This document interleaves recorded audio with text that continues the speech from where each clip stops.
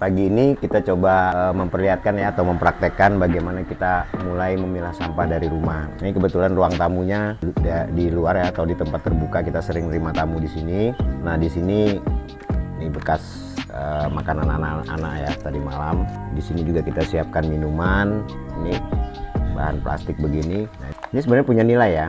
Punya nilai ini kalau di dalam prakteknya itu bagian atasnya ini nanti dibersihkan ya, nanti nilainya lebih tinggi dibanding kalau dia masih dalam bentuk utuh begini. Nah, kemudian ini kita buang di sampah. Sini ada tong sampah di dekat sini.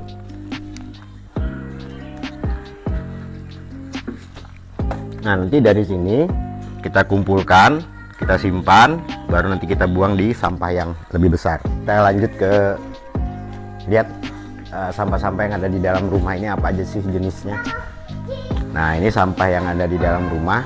Sebenarnya di rumah ini jarang ada sampah yang basah gitu ya, karena kita sering karena aktivitas di luar lebih banyak, jadi sering kita kebetulan di luar makan siang ataupun makan malamnya sekalian di luar, jadi pulang sudah selesai untuk rutinitas makannya. Nah, ini ada sampah paket nih, karena kita jarang ke mall, lebih banyak sering belanja online. Nah, di sini ada beberapa kardus. Jadi kita di rumah itu sudah mulai memilah ya. Nah, seperti yang kayak gini plastik kita kumpulin, kita jadikan satu. Kemudian ini kardus, ini belum saya buka, kita rapikan semua. Jadi nanti baru kita rapikan lagi. Soalnya kardus ini akan lebih punya nilai lebih kalau dia sudah dirapikan. Ini kalau kita kerjakan terus tiap hari di rumah, kita rapikan yang kayak gini-gini, sangat bernilai.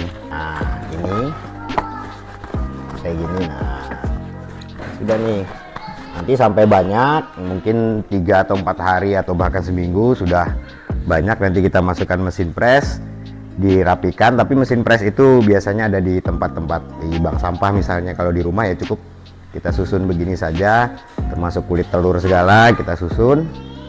Nanti sampai sudah cukup baru kita ikat, kita buang ke tong sampah. Terima kasih Om. Paket lagi nih. Oke, sekarang kita ke dapur. Nah, di dapur ini ya tadi saya bilang bahwa di sini kita tidak terlalu banyak sampah sebenarnya karena aktivitas di luarnya yang lebih banyak. Tapi ini ada beberapa hasil sampah dari rumah yang ada saat ini nih. Nih, tadi barusan habis makan Indomie juga. Ini ada es krim. Nah, yang gini, ini kan biasanya di rumah dicampur nih. Yang seperti gini biasanya di rumah dicampur. Kita bersihin dulu, kita pilah dulu.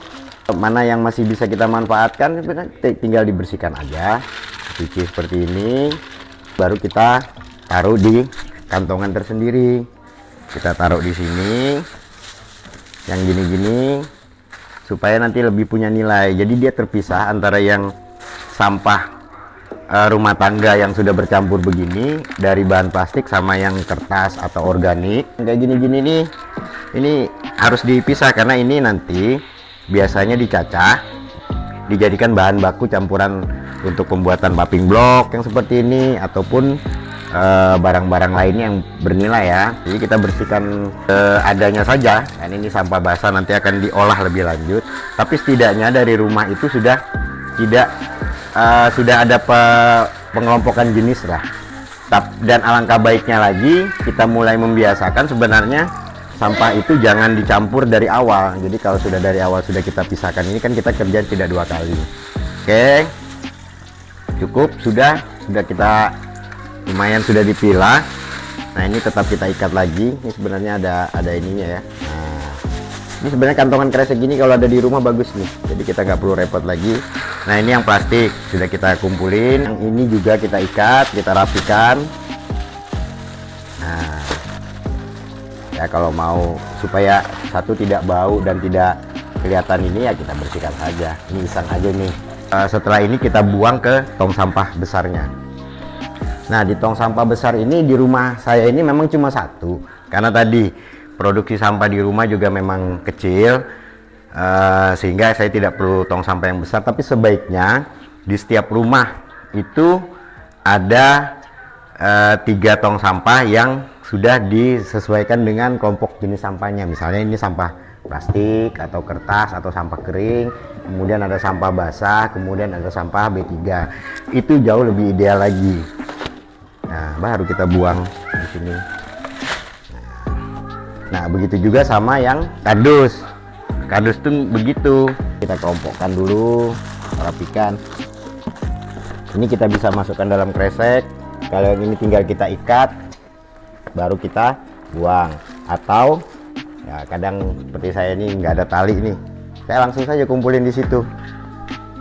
Nah, nanti petugas sampahnya sudah memilah. Jadi memang saat ini yang sejauh yang kita sudah lihat, Bank Sampah Silpa Lestari itu sudah menjalankan pemilahan sampah dari rumah dulu. Dan ini harus disiapkan lagi kreseknya. Nah, ini ya contoh nih, sampah plastik diminum dulu karena masih ada isinya, bentar kita buang. Ini kalau seperti ini harganya misalnya 4.000 nih, tapi kalau sudah dipisah ya, ini diambil sendiri. Nanti bisa menggunakan alat yang ada di rumah, dan ini pekerjaan santai kok. Sambil nonton TV juga boleh nih, sambil ngegibah juga nih buat ibu-ibu boleh. Nah, ini kita kumpulin sendiri. Terus yang ini juga kita potong ya, atau kita buka ini labelnya ini. Nah, ini kita sendirikan.